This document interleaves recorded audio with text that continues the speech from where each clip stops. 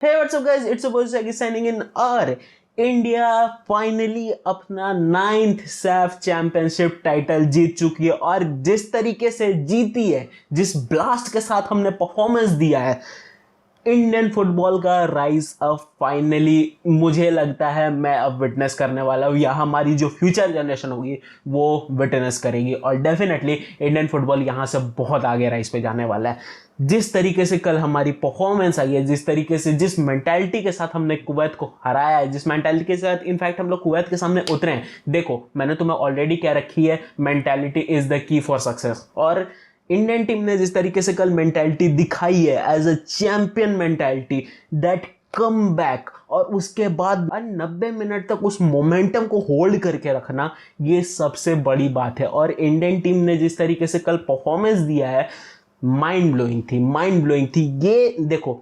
132 minute ये पूरे match के, और 132 मिनट में मात्र 2 गोल लगे।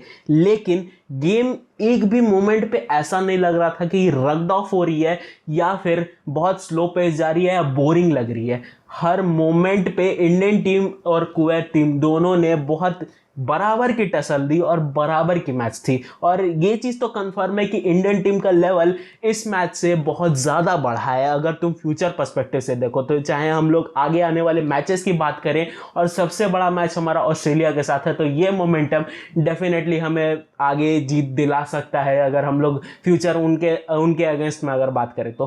खैर, अगर कल के परफॉर्मेंस की हम लोग बात करें, इंडिया वाज माइंड ब्लोइंग। अगर तुम पर्सनल परफॉर्मेंसेस की बात करो, चाहे तुम टीम परफॉर्मेंस की बात करो, दोनों ही एस्पेक्ट्स में Indian team was mind blowing. सबसे बड़ा एग्जांपल जो मैं 2-3 बंदों का दूंगा, एक तो सहल का, दूसरा आशिक कुरनियान ने जिस तरीके से कल परफॉर्मेंस दिया है, छांगते ने जिस तरीके से कल परफॉर्मेंस दी है विंग पर, थापा ने जिस तरीके से कल बॉल होल्ड करा है, बॉल पोजीशन रखा है, and that dribbling skill by Thapa, और जिस तरीके से वो बंदा पास क्रिएट करता है। And of course our immortal 11 Sunil Chhetri, our defence mechanism expert Anwar Ali, and our wall Sandesh Jhingan, finally हमारे the goated goalkeeper Gurpreet Singh Sandhu. भाई क्या परफॉर्मेंसेस थी, एक एक बंदे ने कल पूरे तरीके से प्रभावित करा है। और जानते हो, इस पूरे सीजन में, इस पूरे सैफ चैंपियनशिप में एक बंदा जिसने सबसे ज्यादा प्रभावित करा है मुझे,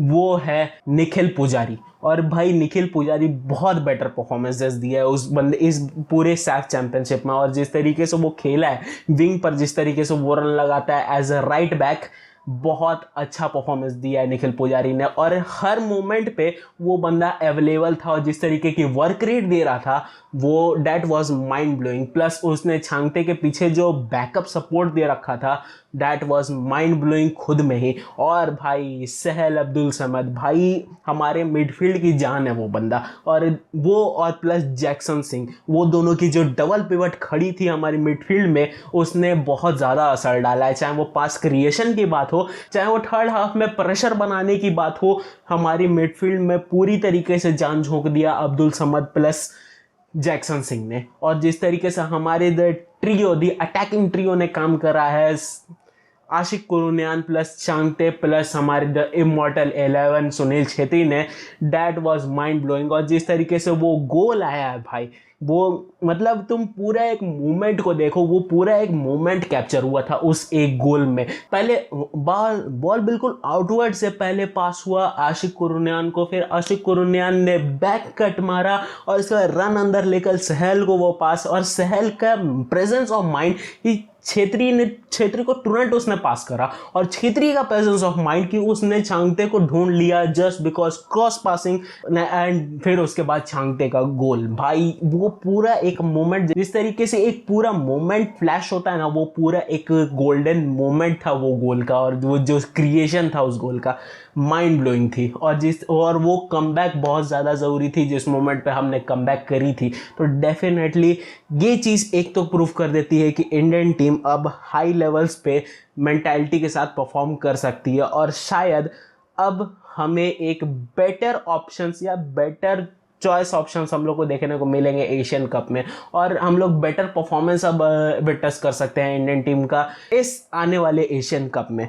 एंड द थिंग इज, देखो कल मैंने तुमसे बात करी थी कि इंडिया और कुवैत का मैच बहुत ज़्यादा हाईलाइटिंग होने वाला है, क्योंकि देखो कुवैत से लड़ना एक तो वैसे ही हमारे लिए मुश्किल काम था। देखो जैसे ही कुवैत और लेबनान ने एडिशन हुआ है इस सैफ चैंपियनशिप में, तुमने ऑलरेडी विटनेस करा कि किस तरीके से सैफ चैंपियनशिप का लेवल बढ़ गया।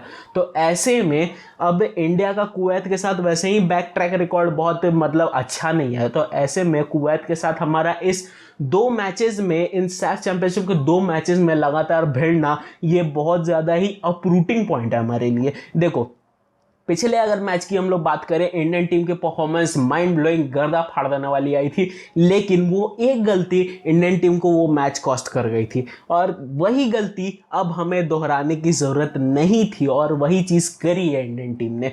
देखो गलतियां एक बार होती है, गलतियां बार बार नहीं होती हैं, और ये चीज़ इंडियन टीम को समझनी ज़रूरी थी, क्योंकि उस चीज़ से उठकर आज हम लोग को बेटर परफॉर्मेंस देना था। और आज सबसे ज़्यादा निगाहें अनवर अली पर थी, because he was the man, और उसने ही गलती करी थी, इसलिए उससे सबसे ज़्यादा एक्सपेक्टेशंस थी कि वो ना करे। और एंड जिस तरीके से वो बंदा उसके एक्सपेक्टेशंस पर खड़ा उतरा भाई, माइंड ब्लोइंग यार, सल्यूट है उस बंदे को।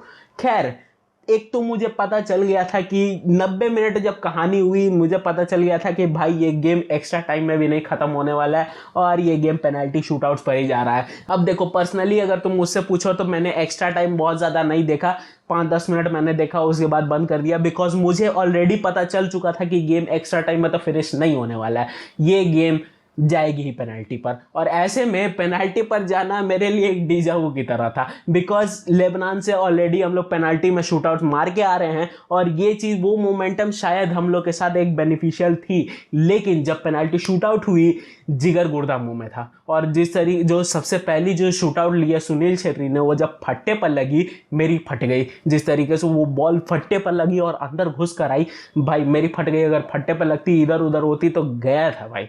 और जिस तरीके से उदांता ने जब मिस करा था वो शॉट, भाई देखो बहुत सारे मैचेस हमने देखे हैं, मतलब 2009 से मैं फुटबॉल को फॉलो कर रहा हूँ, आज तक अनगिनत मैचेस देखे, अनगिनत शूटआउट्स देखे, अनगिनत पेनल्टी शूटआउट्स देखे, लेकिन आज तक कभी भी ऐसा फील नहीं हुआ, ऐसा डिसइंटीग्रेटेड नहीं फील हुआ जिस तरीके से कल उदांता ने जब मिस करा था तब हुआ था। भाई उस बंदे के लिए बुरा लग रहा था, गुस्सा आ रहा था, मतलब अलग अलग तरीके के इमोशंस आ रहे थे जब उदांता ने वो मिस करा था। और एक तरीके से मतलब भाई मैंने सोच लिया कि भाई ये मिस हुआ, अपन गए, लेकिन अगेन अपने गोटेड गुरप्रीत ने भाई जिस तरीके से वो सेव करा है, और बंदा जिस तरीके, जिस मोमेंटम से, जिस माइंडसेट से उतरा था भाई, मतलब पेनाल्टी शूटआउट्स बचाने के लिए, द मोस्ट कोल्ड हार्टेड तरीके से उसने पेनाल्टी शूटआउट्स बचाए हैं। और भाई द रियल कूल माइंड इसी को बोलते हैं यार। सामने खतरा है लेकिन कोई चेहरे पर एक्सप्रेशन नहीं है यार,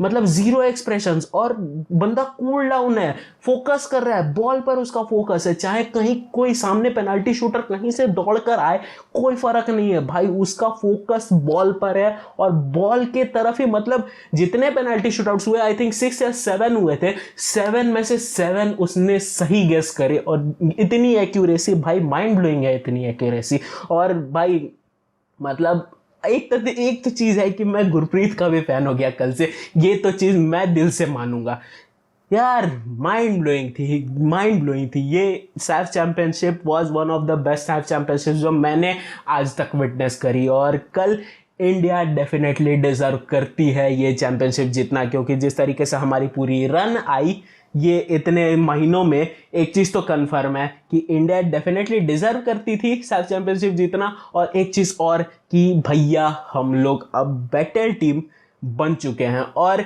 देखो ये कॉन्फिडेंस अब हमारे साथ रहेगी, और हम अब बड़ी बड़ी टीमों से भिड़ने वाले हैं। तो ये चीज़ तो है कि जब तक हम लोग बड़ी टीम को नहीं हराएंगे, कॉन्फिडेंस हमारे अंदर नहीं आएगा। तो ये कॉन्फिडेंस डेफिनेटली हमारे लिए एक बूस्ट होगा उन बड़ी टीमों के अगेंस्ट खेलने के लिए। अगर उन्हें हरा देते हैं तो भैया चेरी ऑन द केक यार, फिर तो अपन फीफा में क्वालिफाई होने के लायक है। तब मजा आएगा ना इंडियन फुटबॉल देखने में, और तब असली कहेंगे हम लोग कि इंडियन फुटबॉल का भैया राइज किया है हम लोगों ने। खैर इस पूरे मैच में तुम्हारा सबसे बेस्ट मोमेंट क्या था, do let me know in the comment section. और अगर चैनल पर नए हो तो वीडियो को लाइक कर दो, चैनल को सब्सक्राइब कर दो। मैं मिलता हूं तुमसे किसी और दिन किसी और टॉपिक पर। It's so boy, signing out.